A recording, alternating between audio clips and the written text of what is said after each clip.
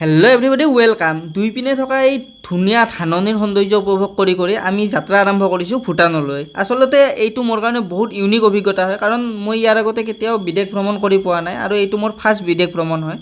মই ভূটানৰ গেটখনলৈকে গৈ পাইছোঁ, ভূটানৰ ভিতৰত যাই পোৱা নাই। আৰু ভূটানত যোৱা এই যিটো ৰাস্তা, এই ৰাস্তাটো বহুত ধুনীয়া। আচলতে কি হয়, মই এটা বস্তু লক্ষ্য কৰিছোঁ, য'ত মানুহৰ জনসংখ্যা বহুত কম হয় না, সেইবোৰ ঠাইত প্ৰাকৃতিক সৌন্দৰ্যটো বহুত ধুনীয়া হয়। আচলতে আমি মানুহে প্ৰাকৃতিক সৌন্দৰ্যটো আঘাত পেলাওঁ যেন এনেকুৱা অনুভৱ হৈছে। আৰু গৈ আমি এই ঠাইখিনিত ৰখিলোঁ, কাৰণ বহুত ধুনীয়া ঠাই, আপোনালোকে চাব পাৰে কি প্ৰাকৃতিক সৌন্দৰ্য। আৰু যিহেতু ৰখিছোঁ, আজিকালিতো ফটো উঠোৱাটো ইম্পৰ্টেণ্টে, সকলোৱে ফটো উঠা ষ্টাৰ্ট কৰিছে এইখিনি ঠাইত। এতিয়া প্ৰায় আমি ভূটান বৰ্ডাৰ পামেই। আপোনালোকে দেখিব, এইখন গেট আপোনালোকে দেখিছে, এইখন হৈছে ভূটানৰ গেট। ইয়াৰ সিপিনে ভূটান আৰু এইপিনে আমাৰ অসম। যিহেতু ভূটান আমাৰ ভাৰতৰ বহুত বেছি ফ্ৰেণ্ডলি কাউণ্ট্ৰি হয়, ইয়াত আমাৰ কোনো ভিজা পাছপৰ্টৰ প্ৰয়োজন নাই। ইয়াত কেৱল অলপ ছিকিউৰিটি চেকআপ হ'ব আৰু আপোনাৰ অলপ নথি পত্ৰ চেক কৰিব। তাৰে এই কামখিনি এই ঘৰকেইটাতে হয়, আপোনালোকে চাব পাৰে। নথি পত্ৰ চেক কৰাৰ পিছত আমি অলপ ভূটানৰ ভিতৰৰ যিখন প্ৰথম টাউন নামলাং, তালৈকে যোৱা আমি যিহেতু অনুমতি পাইছোঁ, আমি নামলাং টাউনলৈকে গৈ আছোঁ। নামলাঙৰ আগলৈকে যোৱাৰ অনুমতি ইমান নিদিয়ে। এই ঠাইখিনি আপোনালোকে চাওক, কিমান ধুনীয়া লাগিছে ওপৰৰ পৰা। নামলাং টাউনখনত দেখাবলৈ বৰ বিশেষ নাছিলে, কিন্তু ইয়াত চবতকৈ ইম্পৰ্টেণ্ট বস্তু হৈছে ইয়াৰ মেগীটো আৰু ম'ম'টো। এই দুয়োটা বস্তু বহুত সোৱাদ হয়, সেইকাৰণে প্ৰথমতে আমি মেগী টেষ্ট কৰিলোঁ, এতিয়া ম'ম' টেষ্ট কৰাৰ সময়।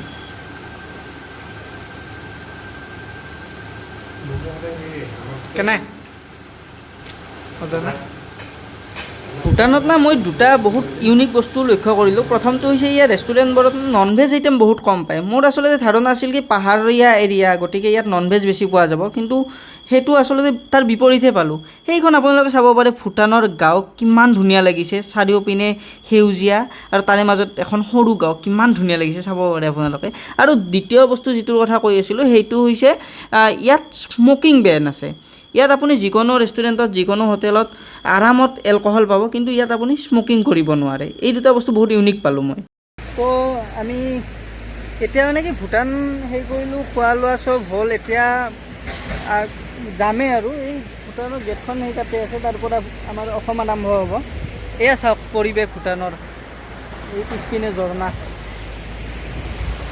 ইপিনে চাওক ভণ্টি ফটো উঠি আছে, কাৰণ ফটো কৰি আছে।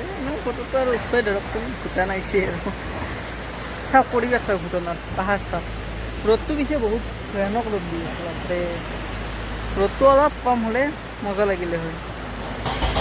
ভাবছিলোঁ ভূটান আহিম, পাহাৰত যাম, পাহাৰত বহুত ঠাণ্ডা হ'ব, কিন্তু সেই লেভেলত ঠাণ্ডা নাই, গৰম একেই আছে। খালি এতিয়া এটা বস্তু প্ৰব্লেম হৈছে, মই কেমেৰাত ভালকৈ চাব পৰা নাই, কাৰণ সূৰ্যটো একদম ডাইৰেক্ট চকুত পৰি আছে, গতিকে কেমেৰাত চাব পৰা নাই।